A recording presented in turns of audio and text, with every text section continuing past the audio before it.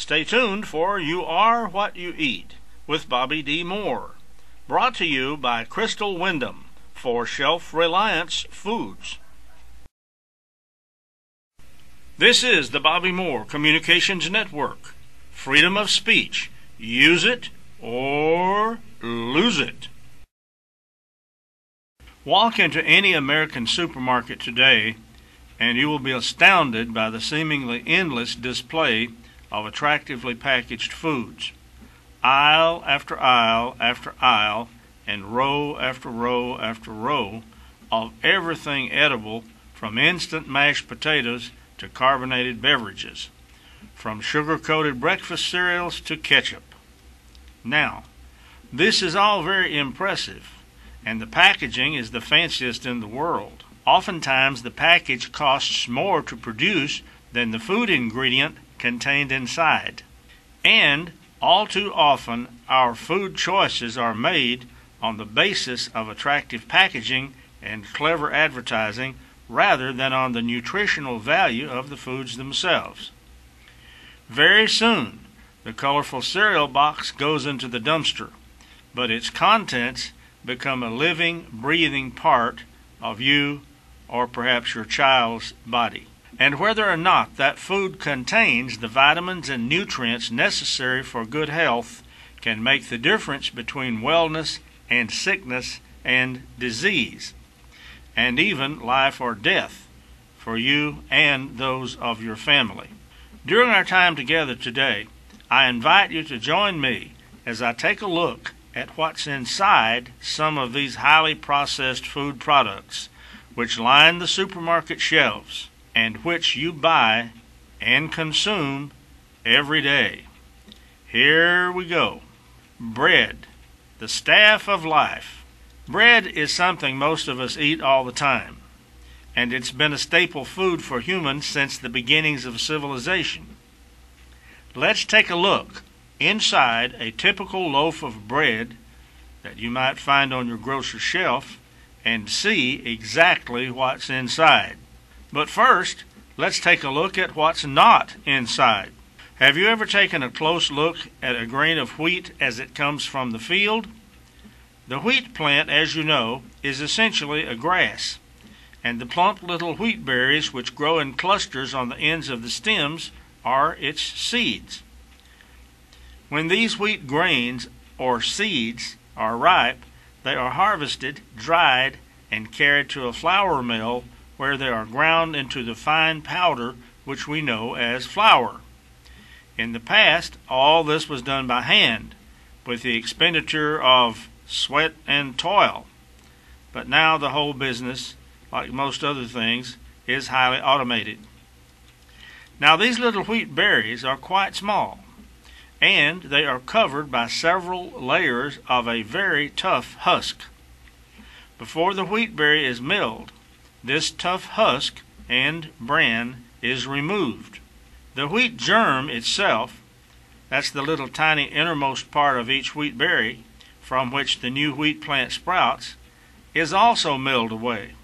This represents a great loss since the wheat germ contains a high concentration of nutrients, vitamins, and minerals, all of which are removed. By the time all these components are removed, the only thing left to grind into flour is the starchy portion of the wheat kernel. Just about all the nutrients are gone. 76% of the vitamins and minerals are gone, and 97% of the dietary fiber. The bread, which was the staff of life, has now become nothing more than a staff of starch. But wait, there's more.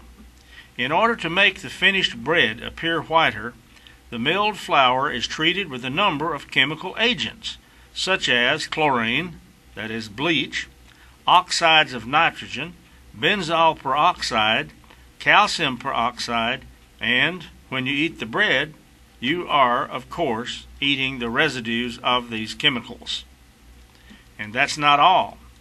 Whatever is left of the originally nutritious wheat may be further processed by the addition of alum, chalk, and or ammonium carbonate to make the bread look and feel more appealing to the customer.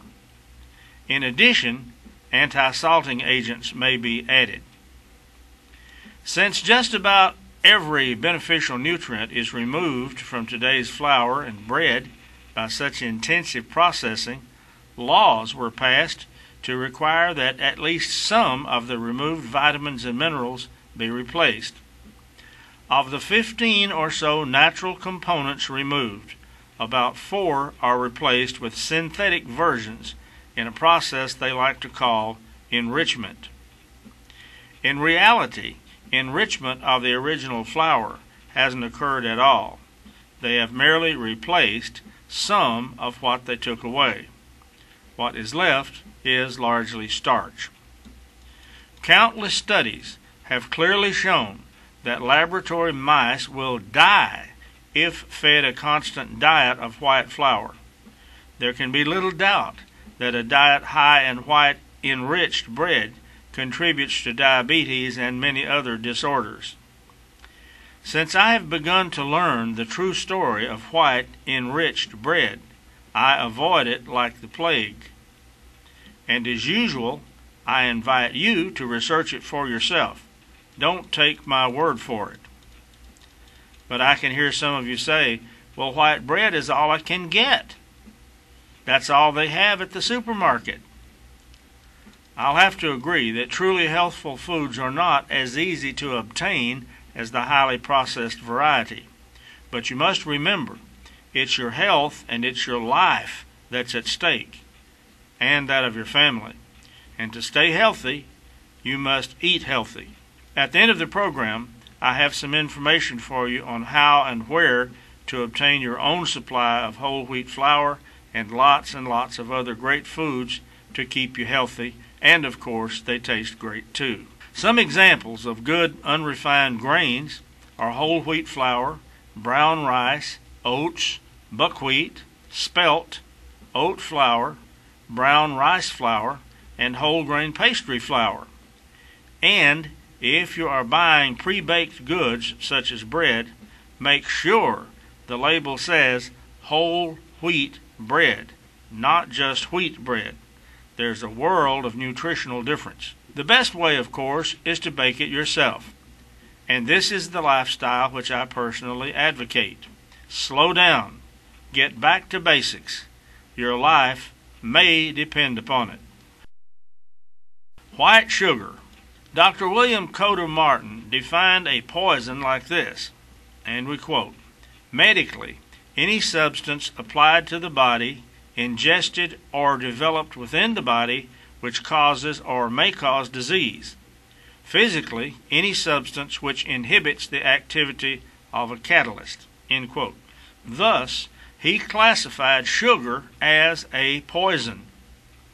Given time, refined sugar can damage every organ in the human body.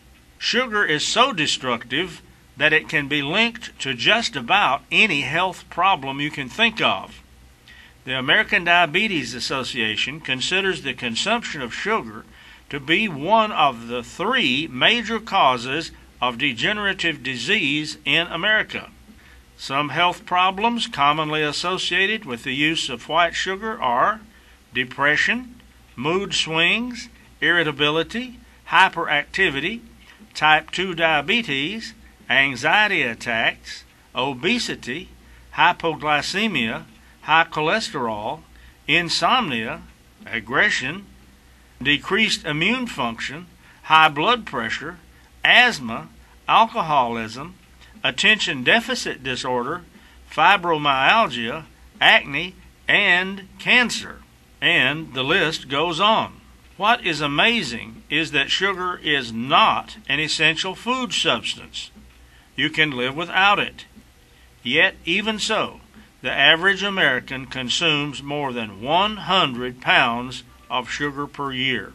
And not only is refined white sugar absolutely worthless as a food product, not only is it damaging to your body, contributing to diseases from diabetes to tooth decay, in order for sugar to be metabolized, it must draw important minerals and vitamins from your body, from your bones and teeth.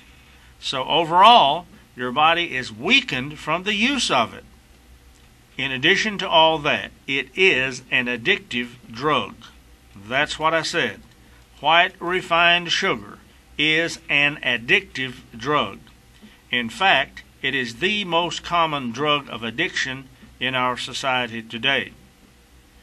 When sugar is suddenly removed from the diet, withdrawal symptoms can result. Some say it is as addictive as heroin. The sugar sucrose molecule is almost identical to that of alcohol. Again, I repeat, how you interpret and apply this information is entirely up to you. Never accept anything I or anyone else says as a fact without at least attempting to verify or disprove it for yourself. And speaking for myself, I have over the past several years greatly reduced my overall intake of sugar. I haven't bought a sack of refined white sugar in more than 10 years.